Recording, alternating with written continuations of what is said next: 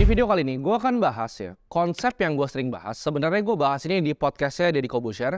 Gue juga kemarin keinget untuk bikin video ini karena gue bahas di podcastnya Richard Lee. Jadi ini adalah 4 leverage utama untuk menjadi kaya. Di sini gue akan outline sesuai dengan pemahaman gue karena gue percaya begitu gue pertama kali dengar 4 konsep ini benar-benar ngerubah kehidupan gue.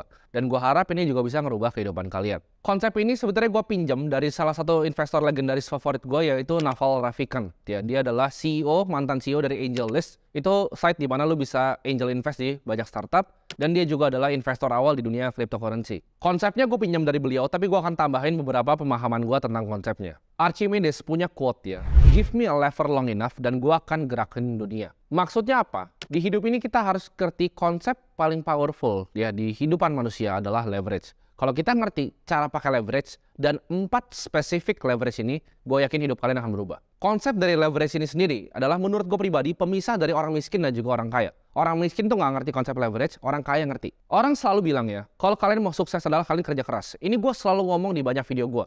Ya, lu kerja keras, lu kerja yang disiplin. Ya. Tapi pertanyaannya, apakah banyak profesi yang tidak kerja keras? Ini gue akan kasih contoh ya. Misalnya tukang sapu, dia kerja keras banget. Tapi dia gunain waktunya sendiri, ya, lakuin skill yang dia bisa lakuin. Apakah bisa jadi kaya? Susah. Ya. Apakah dia nggak kerja keras? Nggak juga. Dia kerja sangat keras. Di sini gue akan contohin lagi pakai tukang cuci baju. Tukang cuci baju itu kerja keras banget. Dia kerja dari pagi sampai malam. Tapi kenapa tukang cuci baju itu nggak bisa kaya? Sedangkan yang bikin laundry-nya, itu uangnya berbeda dengan tukang yang cuci baju. Karena yang bikin laundry yang ngerti tentang konsep dari leverage ini. Nah, Naval itu outline 4 ya leverage yang menurut dia paling utama. Yang pertama adalah leverage waktu orang. Yang kedua adalah leverage uang orang. Yang ketiga adalah leverage di media. Dan 4 adalah leverage di codingan. Gue akan bahas 4-nya secara spesifik. Waktu orang. Apa sih maksudnya kita bisa meleverage waktu orang? Kayak tadi kan gue kasih contoh ya. Ada orang yang tukang cuci baju, ada orang yang punya laundry-nya.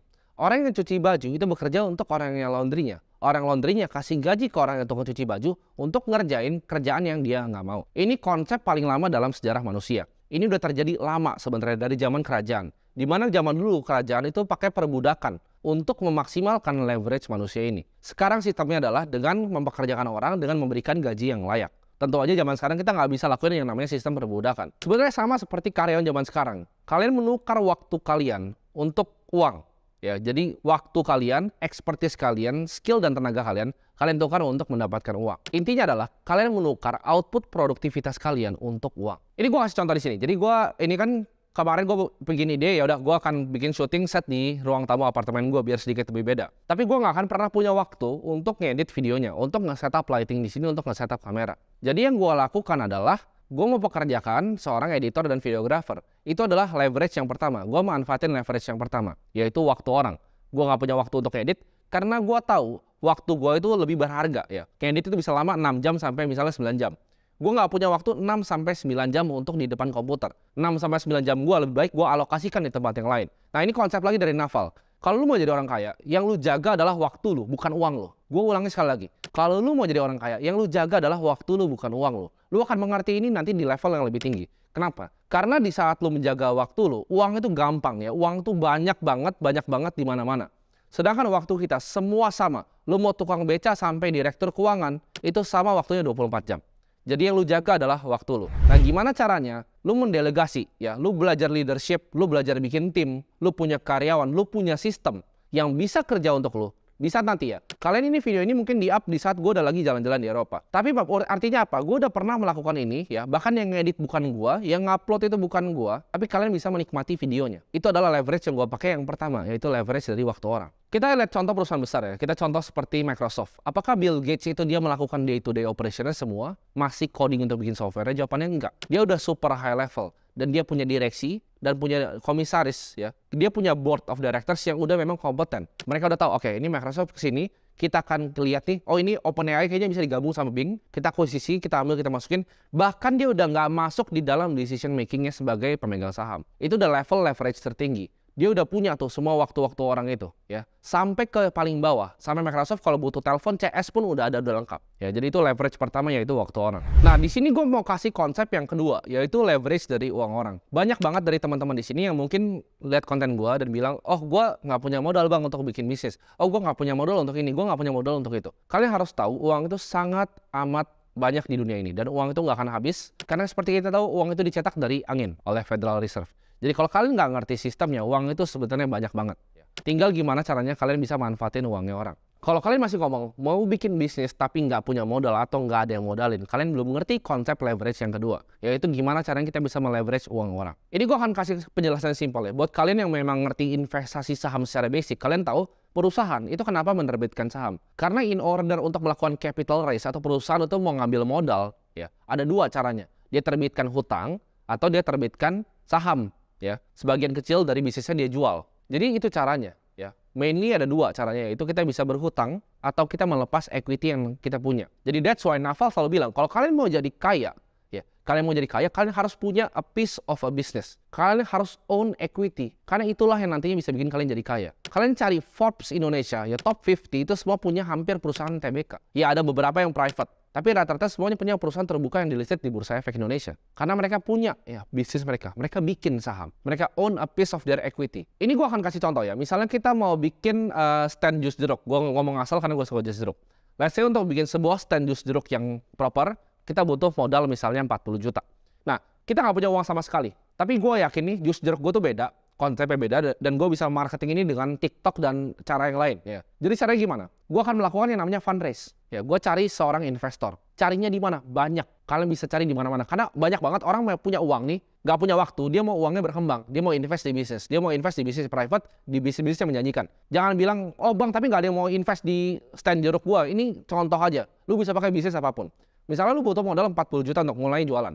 Apa yang lo lakuin? Oh nggak ada modal terus nggak jadi jualan. Ya, itu orang bego. Dia nggak ngerti leverage kedua. Lu bikin konsep bisnisnya, ya, bikin secara rapih. Nanti kira-kira proyeksi tahun pertama berapa, proyeksi tahun kedua berapa, kira-kira strategi gue ini seperti apa, ya, modal dipakai untuk apa aja, secara detail dan rinci. Lalu lu bawa ini ke seorang investor yang mau berinvestasi di bisnis lu. Yang lu lakukan adalah gini, bilang, Pak, saya ini nggak punya uang, tapi saya ini punya skill, ya, saya ngerti banget jeruk luar dalamnya, saya benar-benar ngerti cara jualannya, saya tahu go to market plan-nya apa, saya tahu diferensiasi produknya apa, saya tahu value proposition dari produk saya apa. Dan ini punya kesempatan untuk bisa di-scale jadi banyak franchise nanti misalnya kayak Mishwe atau yang lain.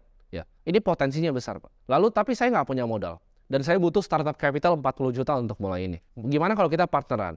Jadi saya dalam mayoritas, jadi saya pegang misalnya 50% atau kita bagi dua, Pak. Ya kita saham 50%, 50%. Bapak chip in dengan 40 juta, Bapak dapat 50% saham dari perusahaan saya. Nah itu valuasi perusahaan lu langsung 80 juta. Ya, itu gimana caranya kita bisa manfaatin uang orang walaupun kita belum punya uang, kita bisa bikin bisnis. Jadi kita lepas 50% saham kita kasih ke dia di atas kertas, tanda tangan, dapat 40 juta kita mulai. Begitu sesuai dengan proyeksi kita bagi dividen sesuai kita janjikan ke investornya. Jadi win-win untuk dua-duanya. Dia punya uang nganggur, ya, lu punya skillnya, lu punya namanya sweat equity atau equity keringat. Lu yang kerja keras, dia yang modalin duitnya tapi sahamnya bagi dua. Itu contoh paling sederhana. Lu bisa lakuin ini in multiple different way. Pakai equity, pakai hutang, macam-macam. Orang bilang nggak pernah punya modal, tapi pertanyaan lu punya skill nggak? Sebelum gue kasih tahu caranya tadi, lu punya pikirannya nggak kesana untuk ngerapin bisnis seperti itu? Jawabannya enggak. Terus bilang, oh lu kan punya koneksi, ya carinya gimana? Orang tua gue nggak ada koneksi, iya gampang. Ya, gampang banget. Lu tinggal fokus aja, ya, kerjain memang kalau memang produk lu bagus, gue yakin, gue pun udah yang dadain. Lu DM aja gue di Instagram. Lu bilang, gue ada ide bisnis nih, kita bakal bagi dua sahamnya, gue butuh modal 100 juta, planning lu DM gue aja. Jangan salah, gue juga banyak nge-funding bisnis-bisnis yang bahkan pre-revenue. Ya, gue banyak angel invest, apalagi di industri Web3. Kalian punya ide yang bagus, DM gue, itu gue bakal happily untuk invest di kalian. Mau tiket saya 100 juta, 1 miliar pun gue berani invest. Kalau kalian perhatiin, banyak banget ya konglo-konglo yang dibuild dari leverage kedua ini, yaitu leverage uang orang. Kita contoh ya, perusahaan yang lain. Ini kan tadi jus jeruk. Contohnya misalnya perusahaan asset management company, ya. Gue punya skillnya, ya. Gue pun nggak punya duitnya, gue punya skillnya sebagai manajer investasi. Gue punya perusahaannya, gue punya sertifikasinya. Oke, lu mau nggak titip duit dari gue? Gue yang investasikan secara fiduciary di saham-saham yang gue pilih. Dan kalau misalnya memang ini kan, gue nggak bisa janjiin ya returnnya, tapi gue akan minta 2% dari total aset lo sebagai management fee untuk gue kelola uang lo. Nah itu apakah bukan leverage kedua? MI itu nggak pakai duit dia sendiri loh, dia pakai duit orang, triliunan. Dia ambil duit orang nih 100 miliar, 100 miliar, atau yang kecil-kecil 5M, 1M, 10 juta, 100 juta. Totalnya misalnya dia 5 triliun, dia ambil 2% setiap tahunnya. Regardless of mau naik turun, mau juker balik ke kiri ke kanan, dia dapat 2%. Itu adalah leverage dari kedua, yaitu uang orang. Makanya orang-orang yang di dunia finance yang ngerti nih capital structure leverage uang orang ini, bahkan private equity, gimana sih, apa sih caranya, gimana kita bisa leverage buyout sebuah bisnis? cara bikin LBO model di Excel tuh gimana caranya sih? Itu kalian pelajarin dan kalian akan amazed on gimana caranya kita bisa ngatur capital structure di dunia ini. Kita mau lihat Warren Buffett, orang kaya dari tahun 1900 ya, JP Morgan, itu semua advanced capital allocator. Bahkan dia yang funding, oh Tesla mau bikin ini, Tesla pun datang ke dia, Nikola Tesla. Ya dia coba bikin yang towernya itu akhirnya diruntuhin, nggak mau di-funding lagi. Itu semua capital allocator uangnya. Oke, kita udah bahas leverage pertama dan kedua. Itu mungkin cukup straightforward, itu waktu orang dan uang orang. Nah, lo kan bingung, kenapa gue jawabannya media? Sama. Jadi, kalau kalian tanya, ngapain sih sebenarnya gue bikin kayak gini? Agenda gue tuh sebenarnya apa sih di belakang ini? Gue itu dulu orang yang nggak pernah pengen muncul di sosial media sama sekali. Sama sekali loh. Gue sama sekali nggak mau muncul. Sampai gue ngeliat, itu tiba-tiba ada Kylie Jenner, jadi orang billionaire termuda di dunia. Gue pikir, anjrit, ini orang bikin lipstick jualan pakai sosial media. Gue lihat lagi ini berkali-kali ya. Ini berkali-kali. Gue lihat The Rock. The Rock itu bikin tequila laku banget. Gue lihat lagi Mr. Beast bikin Beast Burger laku banget. Gue lihat lagi sekarang nih yang paling baru, Jake Paul. Dia belajar boxing mati-matian. Dia akhirnya bikin kayak sports show dan itu lakunya luar biasa. Itu semua thanks to apa? Leverage ketiga, media. Media itu salah satu industri ya, di mana marketingnya dan produknya itu sama. Mungkin kalian bingung, maksudnya apa? Kalau kita lihat ya, ini yang gue lakuin ini ke kalian bikin konten ini. Ini adalah produknya ya, konten yang kalian terima ini. Dan ini adalah marketing channelnya juga ke kalian. Jadi marketing sama produknya nempel, satu-satunya di dunia adalah media. Kalian lihat, orang Kongolo di Indo rata-rata itu 2, dari media atau dari retail. Lu tracking aja semuanya. Dari grupnya SCTV yang jadi MTech, lu lihat yang lain kayak misalnya dari Charul Tanjung, grupnya Trans, lu bisa lihat yang grupnya Salim, ya, Indosiar segala macam. Itu banyak banget dari media. Kenapa? Karena dulu media itu pipeline-nya tuh cuman misalnya 12 perusahaan nih, 12 Kongolo, iklan tuh ke 12 ini. Sekarang pipeline ini kesebar karena YouTube. Mungkin banyak kalian lebih pengen nonton gua di YouTube dibanding nonton TV sekarang. Karena kenapa? Pipeline-nya dibuka sama digitalisasi. Nah, dengan pipeline dibuka ini, kita punya akses ke media yang sama dengan Kongolo-Kongolo ini punya. Jadi orang yang bisa master media, itu pasti akan uangnya sangat banyak. Karena leverage-nya itu berkali-kali lipat. Satu, itu marketingnya satu, produknya satu. Yang gua lihat lagi dari media apa? Gua bikin YouTube ini sekali. Ya, gua sekarang ini mungkin ya, gua lagi di Swiss. Kalian bisa nonton ini, kalian bisa ulang-ulang, kalian bisa kasih ke teman kalian, bisa nonton besoknya lagi, bisa download lagi. Gua bikinnya cuma sekali, tapi yang nonton bisa ratusan ribu orang. Gua nggak harus datang, kumpulin kalian semua ini di apart gua di sini, 100.000 orang, nggak perlu. Cukup dari sini gua bisa ngajarin semua kalian. Ini adalah kemampuan leverage dari media. Lalu, apa sih leverage keempat? Leverage keempat atau leverage yang terakhir adalah code atau codingan, programming. Maksudnya apa? Kalau lu bisa combine 4-4 ini, lu akan jadi perusahaan yang super duper besar. Gua kasih contoh Airbnb. Kalau misalnya lu level 1 ya. Lu level 1 adalah lu punya kos-kosan. Misalnya level 1 sama level 2 gua gabungin ya. Lu punya kos-kosan nih. Kos-kosan lu pakai leverage capital orang. Lu KPR kos-kosannya ya. Jadi lu DP misalnya 15%, 20%, kos-kosannya lu mau tutup cicilannya pakai uang sewa. Itu lu leverage pakai leverage yang kedua, uang orang.